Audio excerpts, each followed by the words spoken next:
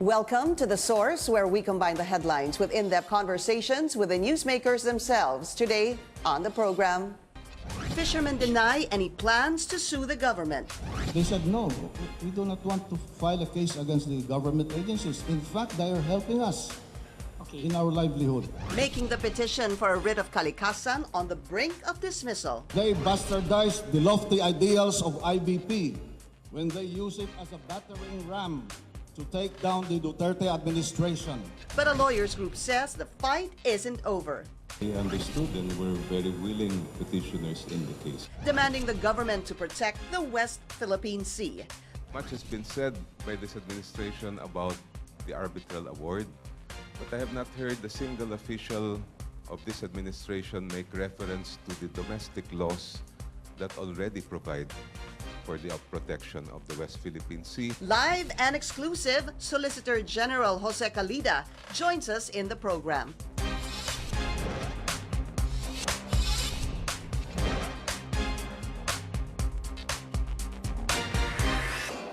Thank you for joining us. I'm Pinky Webb. The Integrated Bar of the Philippines and lawyer Chel Diokno are asking the Supreme Court to give them, quote, more time to confer with their clients or fishermen on the writ of kalikasan petition asking the government to protect the West Philippine Sea.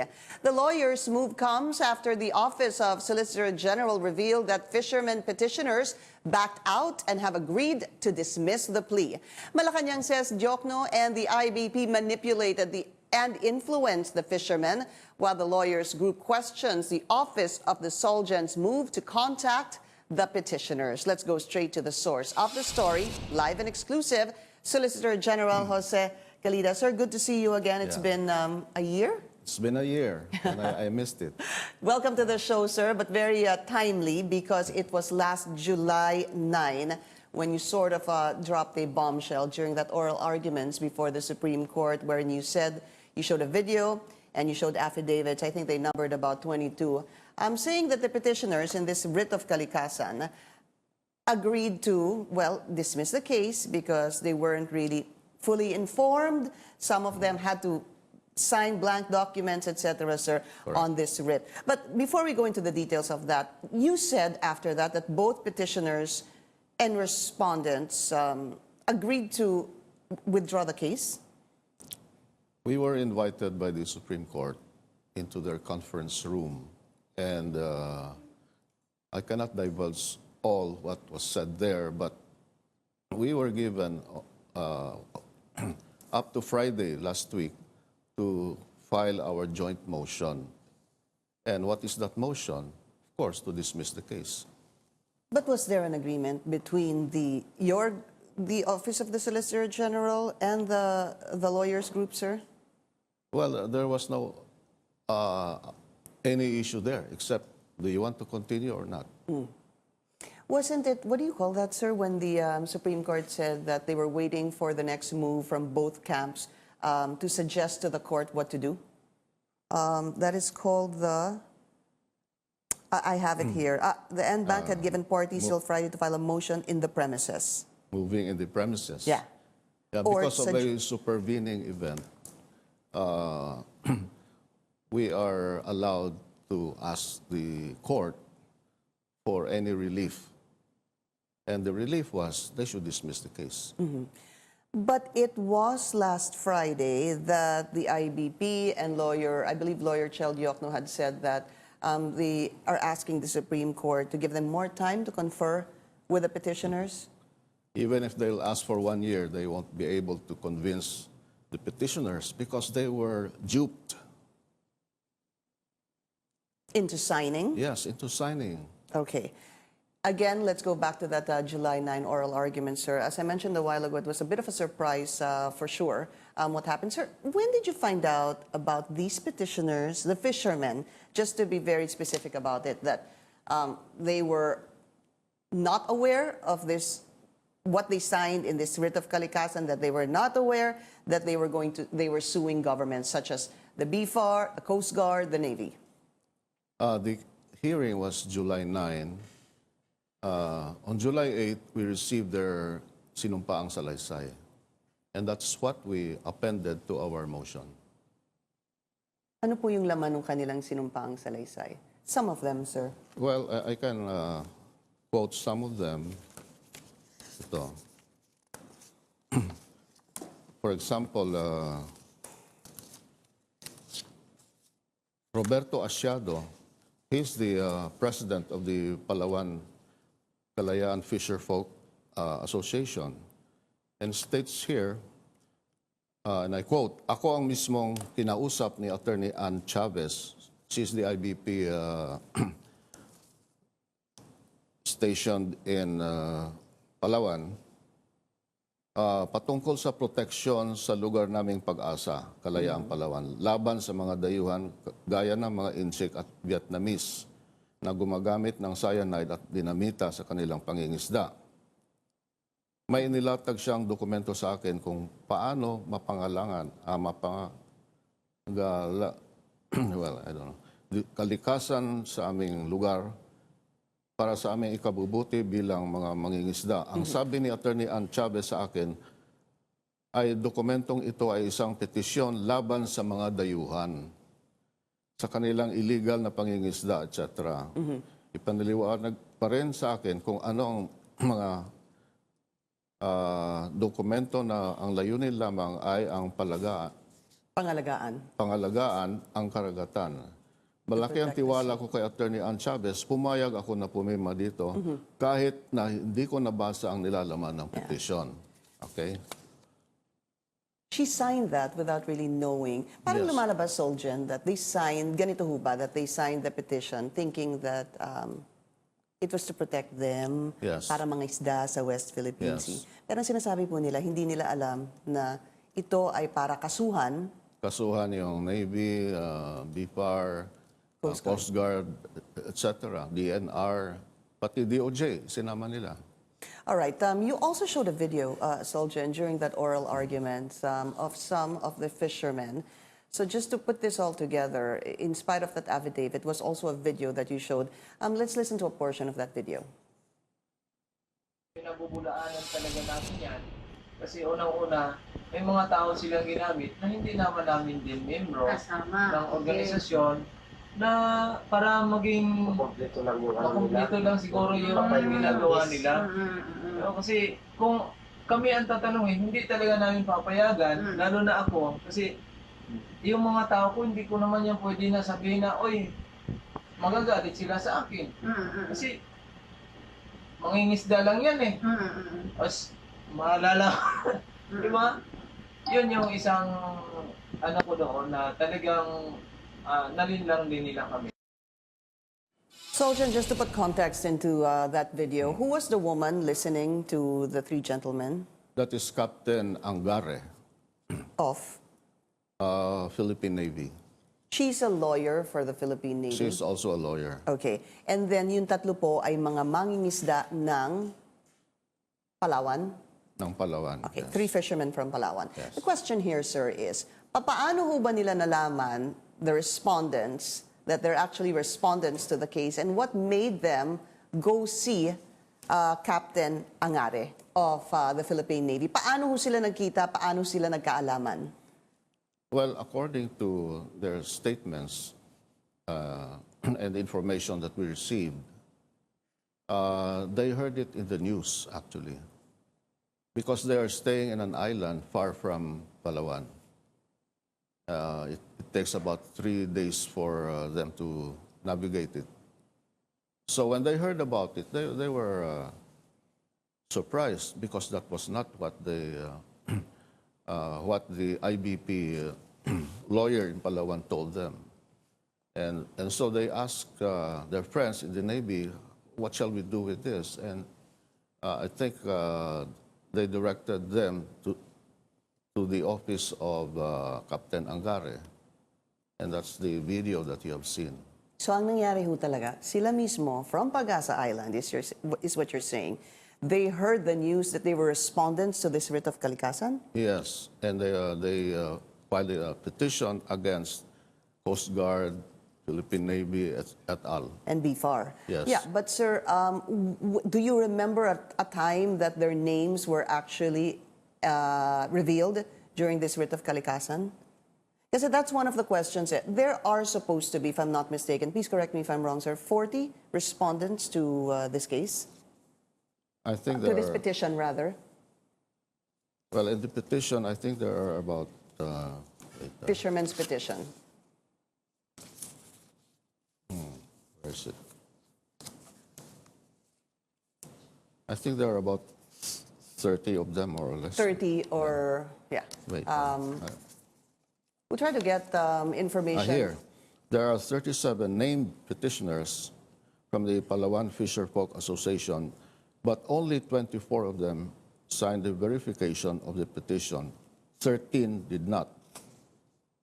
And according to the Sinumpaang Salaysay, 18 of the named petitioners who signed the petition did not sign any document or had knowledge of the petition against the government agencies.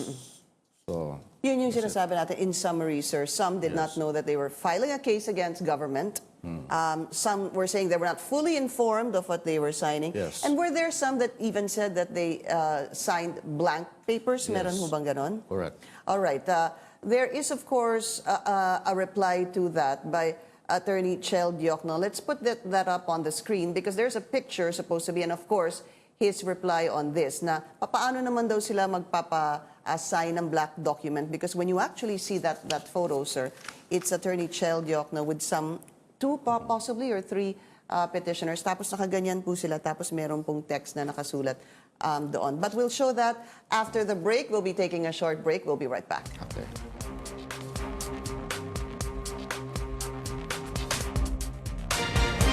Watching The Source on CNN Philippines, our guest today, Solicitor General Jose Calida. So just to put this again in context, there are, from my understanding, 40 petitioners. 37 are from Palawan, Soljan, and 3 are from Zambales. Meron ho kayong kinukwento sa akin kanina ng 3 from Zambales. Paano naman po itong 3 na ito, nalaman din that they're respondents to the case and hence sinabi na that we're not really a party to this? Okay, the 3 from Zambales, they are actually living in an island. And according to information that we received, they were driven off that island. They destroyed their houses, etc. So they went to Zambales to ask for help. They went to the IBP. And they were asking if the IBP or the government can help them because they're fishermen and that's where they reside. So that was the issue there. It's not to file a case against the government agencies. So they asked for help because they were, they had other problems. Yes. That they wanted the help of the IBP, and then Yeah. you're saying that the IBP changed, turned this around and Correct. made them petitioners? Yes.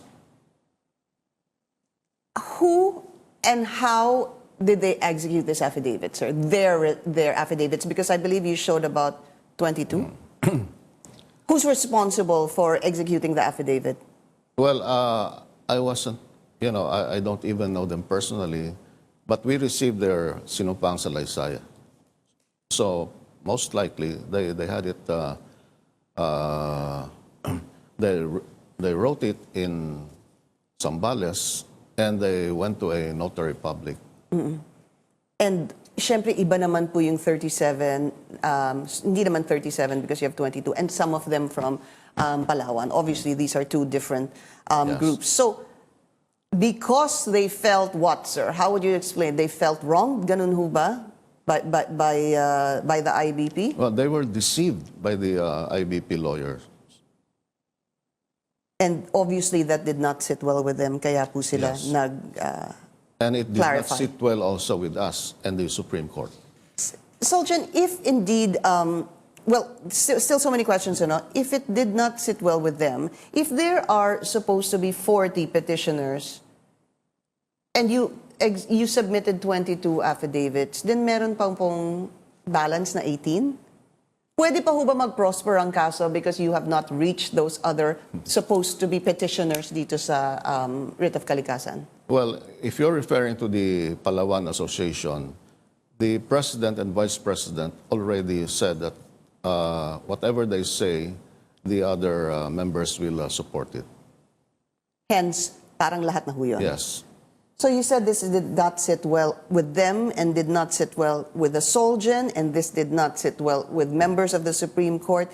Indeed, if this is true, sir, can the lawyers group be charged with anything? Would they be liable for what, sir? Well, under the canons of professional ethics and the rules of court, they can be disbarred, actually. Do you plan to do that? Why not? Against who, specifically? Against those who foisted the deceit on the petitioners. Could you name some of them, sir? Right now, we are now investigating, so I will not mention their names, but most likely those involved here will be the ones that will be, we will also ask the petitioners if they will file a disbarment case against them. I would, because the names that come out, sir, are Attorney Chel Diokno. He would be one of them. If the evidence will prove that she's part of this conspiracy, then we will include him. The IBP president, the Yes. former IBP president, Yes, sir? Pardo. And what about the new IBP president as well? Because they're standing by their, this petition, sir. Well, if he supports what is deceitful, then we will also include him. Okay, let's go first to the statement of Attorney Chel Diokno. This one first. Ito po yung sinasabi natin na meron din pong litrato with some of the fishermen. Let's put that up on air. Yan po ang sinasabi ni Attorney Chel Solgen. If there's a breach of legal ethics in this case, it was the fact that the Navy lawyer bypassed the fisher folks lawyers. Yun po eh. The IBP team and myself as collaborating counsel acted in good faith. Gusto lang namin tulungan ng mga kababayan nating mangingisda dahil karapatan nilang mangisda sa sarili nating teritoryo na malaya sa pananakot at panggigipit ng iba, sir. That's a question also being raised. Let's go to the first point. It's not, hindi po breach of legal ethics yung ginawa nila. In fact, it was a breach of legal ethics doon po sa Navy lawyer because nakipagkita po sila on behalf of the other side's client, sir. Well, I do not necessarily agree with that because the petitioners went to the office of Captain Angare because they were to ventilate their complaints that they were not told that the petition would be against the government agencies. So there is a there is a deceit there, and we commiserate with them. That's why it was our duty to inform the Supreme Court immediately. What about yung sinasabi, Solgen, na lawyer-client privilege? Wasn't that breached, sir? Well, there's no lawyer-client privilege here because the petitioners were complaining that they were misled and they were deceived by the IBP lawyers. So does that necessarily mean, Solgen, please clarify this for me, if a party feels deceived that they had signed something that they weren't supposed to, they can go to the opposing party and seek help? Ganun ho ba yun? Is that normal in a procedure such as this? Well, where will they go? They will go to the IBP? And the IBP will just, what? Do you think they will entertain their complaints? Of course not. So they went to another agency that could help them, and that is the Philippine Navy. Solgen, I believe, again, please correct me if I'm wrong here, it was Supreme Court Justice Marvick Leonen who said that he wants a sworn statement on the person who actually prepared the affidavits that you submitted before the Supreme Court. He said that when I mentioned that we have a video recording, and he said that there must be an authentication. But when I told the court that the Captain Angare was in the court, so she informed the justices that she was the one in the video, and she was the one talking to the three petitioners. That means, sir, that It was authenticated.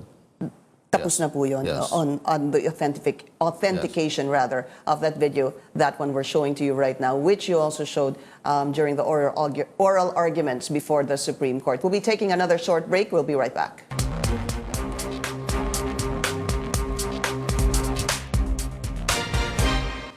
You're watching The Source on CNN Philippines. Our guest today, Solicitor General Jose Calida. Just in terms of that unethical, supposedly, behavior being named by the other camp on what the lawyer of the Philippine Navy did. Sir, just to answer this very briefly, what about a serious charge of interference between the lawyer and client relationship, again, between the lawyers, IBP lawyers, and their clients vis-a-vis the Navy, the lawyer of the Navy?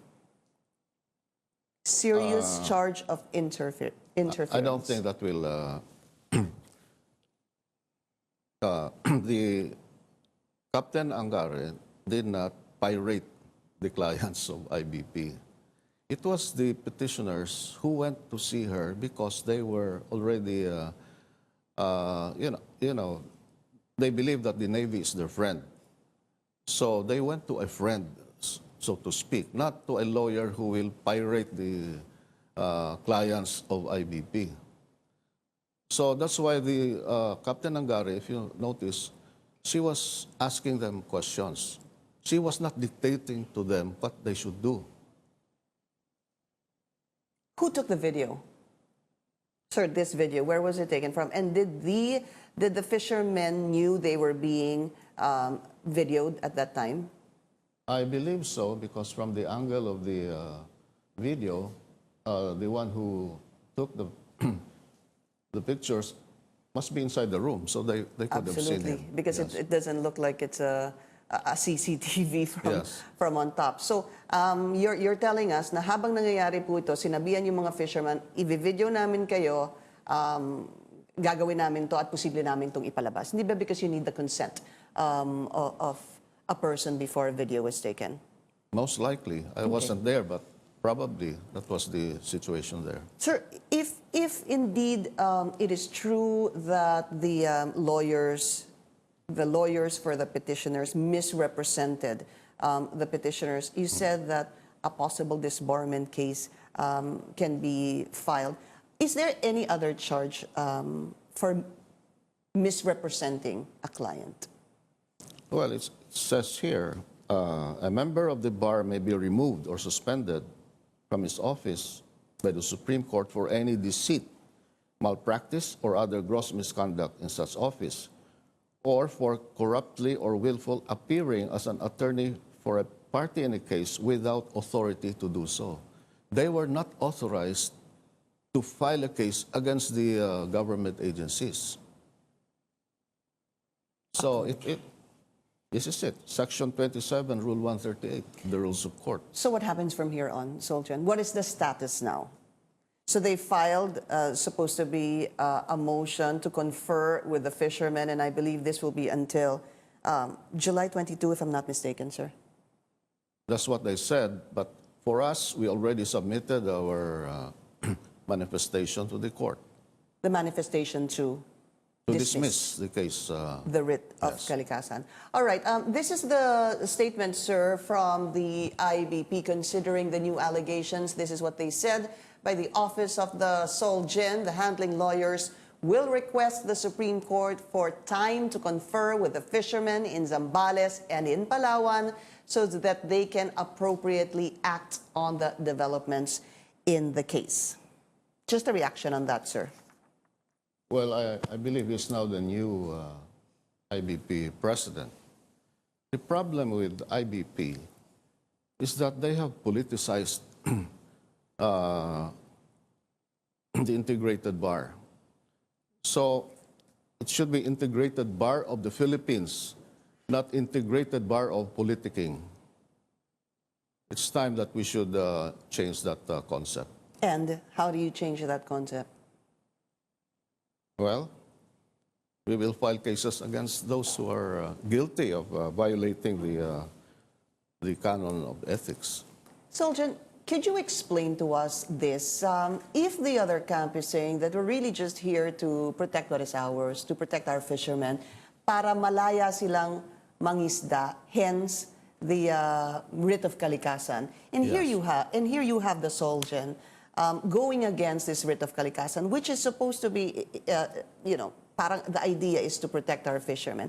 Lumalabas ho ba na ang Solgen ay parang hindi sang-ayon na protektahan yung mga mangingisda at ang kanilang kabuhayan? Because there's no need to file a writ of kalikasan. Our government agencies have been protecting the fisher folks.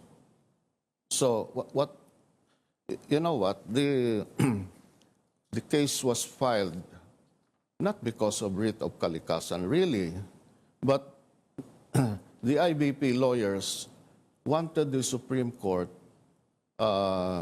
Remember, there was this Philippine, the PCA, Permanent Court of Arbitration, and there was an award. The problem is nobody could enforce the award.